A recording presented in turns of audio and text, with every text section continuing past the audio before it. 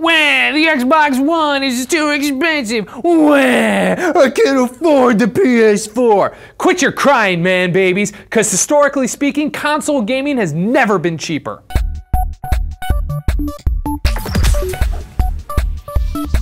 Now look, before you start freaking out and flaming away in the comments, I get it. And I agree with you. $400 to $500 for a console isn't cheap by any stretch of the imagination. However, when you look at the history of console launch prices and then stack that up against current inflation values, this generation of gaming is looking pretty cheap. Ars Technica compiled a list of popular consoles and their launch prices and then compared them to 2013 dollars. Take for example the Atari 2600 and the Intellivision. The Atari launched in 1977 for $200, while the Intellivision came out 2 years later for $300.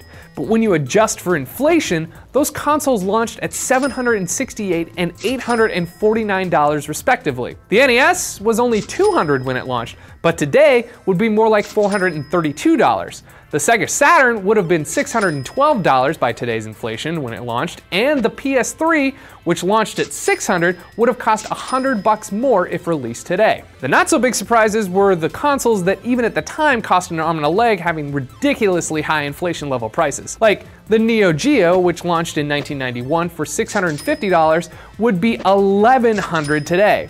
The 3DO, with its 1993 price tag of $700, would ring up for $1,127, and the failed Philips CDI would cost $684 instead of $400. But hey, at least the CDI gave us the worst Zelda game of all time. That old Ganon's no match for the king. Link, go to Gamelon and find my father. Great! I can't wait to bomb some Dodongos! And speaking of games, this generation is shaping up to be light on the wallet as well, with new games for both consoles costing $59.99. But how does that stack up inflation-wise historically? Take cartridge games from the 16-bit era.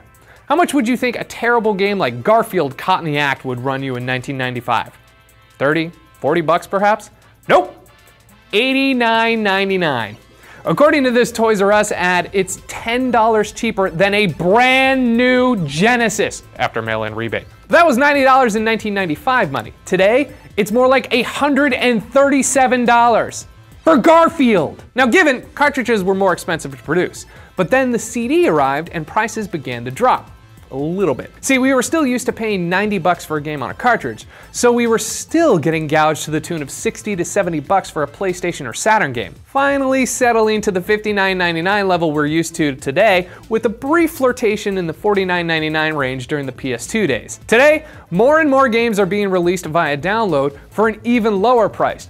But development costs continue to rise, so we may once again see an uptick in game price this console generation. If history has taught us anything, it's that even though it's cheaper than it's ever been to be a gamer, in hindsight, we won't believe how much we were paying 10 years from now. Do you guys believe gaming is cheaper than it's ever been, or are you still suffering from next generation sticker shock? Let me know what you guys think in the comments below, and as always, if you haven't already, please subscribe to the channel. For TFN, I'm Scott Bromley saying $90 for Garfield. Let that sink in a little bit. $90 for a Garfield video game. 90 whole American dollars.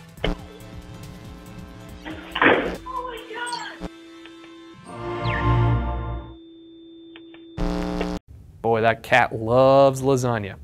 Hates Mondays. Hates Odie. Loves Nermal. Kinda loves Nermal. Oh, Garfield.